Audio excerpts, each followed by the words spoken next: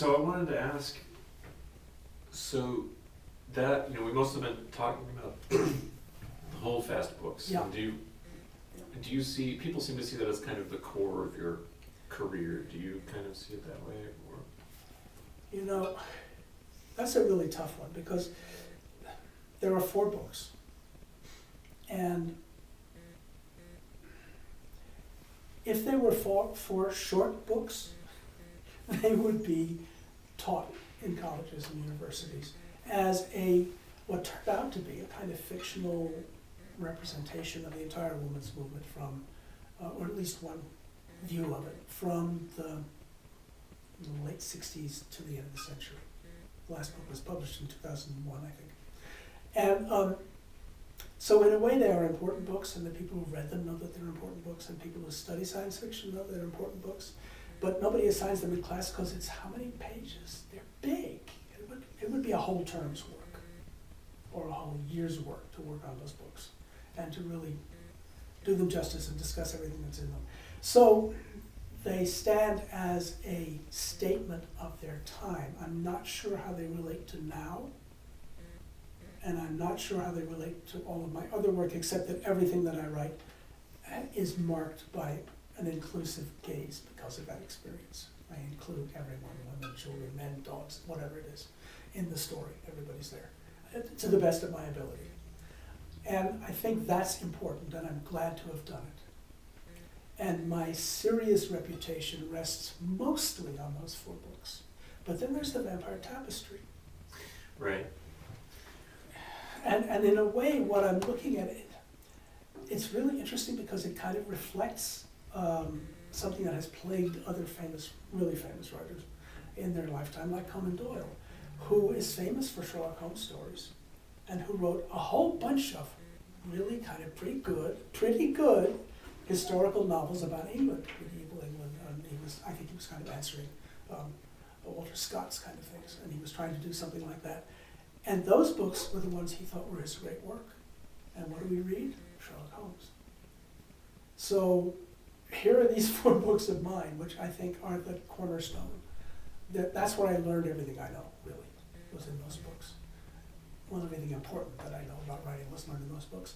But I also think that for many people, I'm the person who wrote the Vampire Tapestry, which is a vampire story, and some other vampire stories, and some kid books, and some other stuff, because I get bored doing the same thing all the time. So when I'm finished with something, I'm done, and I move on to something else. But you don't make a reputation that way. You make a reputation by striking one chord and following through with everything else. And that way you become the person who wrote, like Steve Donaldson, for example, for a counterexample. His books, the first one about the leper, what was it called? I'm sorry, Steve, I can't remember. Lord Fowl's Bane? Yeah, that's the one. Was in Judy Lindell Ray's office when I walked in and got told that my book was being bought. She said, I'm also buying this enormous thing here, which is 9 books or whatever it was, 3 books. Out of what's going to be 9, a set of 9. Steve set out to do his thing and he did it. And it's many books now, I think. And that's what he's known for. But I kind of zigzagged around because I'll do whatever interests me. And I guess I didn't get so caught up in that particular set of books that I had to keep writing those stories. I've never written another story set in the setting of the Holdfast books because I'm done with it. I did it. It's now in my past. It's part of me. And it's part of the base that I use to go on to other things. But, so yes, it's my most important work, I guess, in terms of importance, in terms of academic consideration and maybe critical consideration. But the stuff that people know me for and the stuff that these days I enjoy writing is material like vampire stories, like the story I gave you to read, like somebody just read, that's a vampire story too. I really like vampire stories. So, stories with kind of... people do. Yeah, people do. And other supernatural elements. I like a supernatural element in a story because I do feel that there is a living, working supernatural element in the world, in real life. I'm not sure what it is, but I know it's there.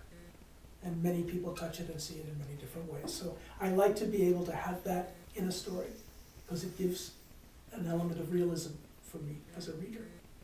And there's a writer that I don't see in the story about, my family treated me badly and now I'm going to the laundromat and my kids not doing well in school and so on, i.e. mainstream New Yorker style literature. There's nothing in there for me. Yeah, I heard someone, I can't remember who it was now, I wish I could, say recently that they were talking about, and I've heard that term, mimetic fiction, trying to mimic real life. Basically. Extend reality is really what they're trying to do. And she said, I've got a real life. Exactly. I've got one of those. Tom Wolfe has coined a wonderful phrase for some of the big fat books of recent years, like his own, describing our own culture. Or maybe it's somebody else talking about him. I think it's somebody else in Harper's again, who said there's a movement called hysterical realism. You have to include everything, but it's all got to be real. How many sugar cubes are there in the bowl? What color are the two-tone shoes? How many steps from here to the bus stop?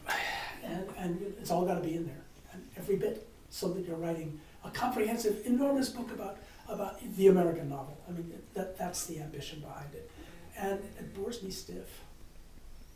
It does. I have read Hemingway. I have read some Tom Wolfe. I have read some other big books about how we live now, and I have a hard time keeping my attention on them because they're not as interesting as the news.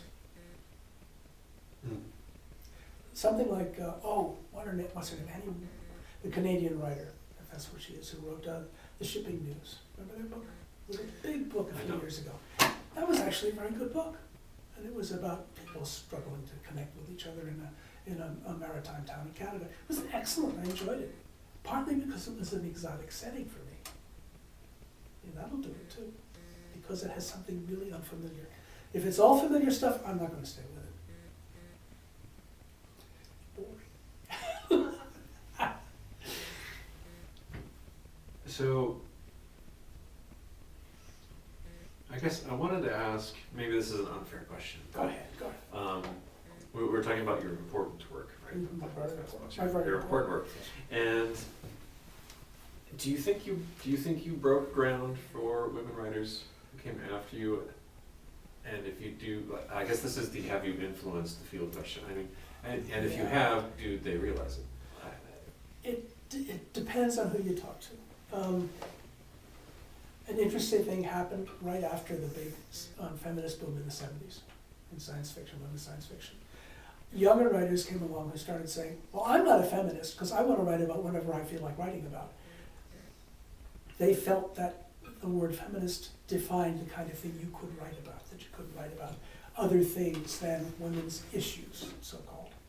And so they rejected the label, and yet they were working off of all of the work done by feminist writers in the late 60s and early 70s, and using those freedoms that had been opened up to them by women writers who wrote things that got published that wouldn't have been 10 years before, and then were successful in selling them. So yeah, there's an influence just in making it clear to editors and publishers that there's an audience, and not only an audience of women readers, because it expanded to become an audience of all kinds of readers.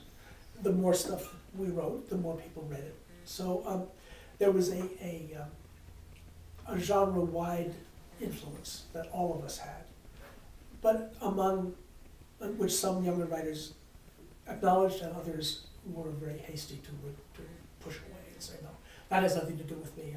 I read Heinlein, I read Paul Anderson, I read these guys, and I'm not limited by this feminist thing. I don't have to write about women in my stories if I don't want to.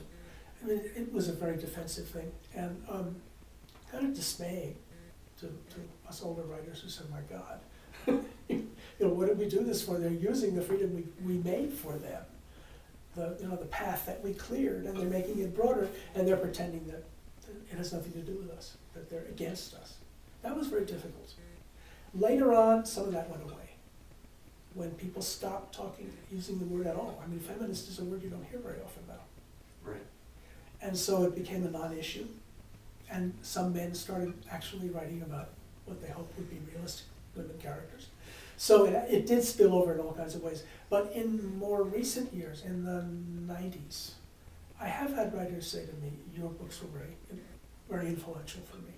So I do know there are people out there who regard me as one of that group of women who started the whole thing and whose work has been, if not influential per se in terms of content or style or anything like that, but is seen as part of the groundwork that was done for other women to use, to work off of in writing their own work, whether feminist or not, but not having to change their names to male pseudonyms, which had happened a lot in the 50s. And I asked specifically about, do you think you influenced younger women writers, but what about any of those writers who came up and said your books influenced me? How many of them were any of them men? Not so far. That hasn't happened. And it isn't actually put in those terms. People will say, those books were very important to me. That's not the same thing as they influenced me. Okay. And they'll say that about, the way I say it about The Left Hand of Darkness. That book was really important to me. That's the book that gave me permission to do what I did. Presumably, my books gave some other people, younger people, permission to do what they did. And that's good enough for me. I don't want a school. I'm not a school of Charnas writer. I just, I was on a panel, I think I told you this, Josh. I was on a panel with 3 guys and 1 other woman, 4 guys and 1 other woman, fairly recently, and we were talking about what do writers really want out of their careers, what are they looking for. And some of the men on the panel said things like, well, and I'd like my books to last as long as Milton's have. Someone did actually say that. And someone else said, I'd like to think that 100 years from now somebody might be reading my work. And when they came around to me, I said, because I've been very impatient to say this, listening to this stuff, I said, I just want to be part of the conversation. This is a great conversation going on here. Science fiction is a wonderful conversation among very intelligent people about very important things. And I want to be part of that conversation. And after that, I don't care. I'll be dead and gone. What difference does it make to me? I'll have had my say. If people read it, good. If they don't read it, fine. But I want the fun of being in that conversation. And that's what I've had. And if I keep writing stories, I'll still have it. And I go to conventions partly because that's part of where that conversation goes on. Yeah. So it's a completely different take on what a book is for. And people say, well, don't you want to be like Cervantes? People still read Don Quixote, and I'm thinking, yeah, if it's assigned to them in school, they read it. And they say, boy, this is heavy going. No, that's not what I want. I just want to have been here. That's it. I'm here.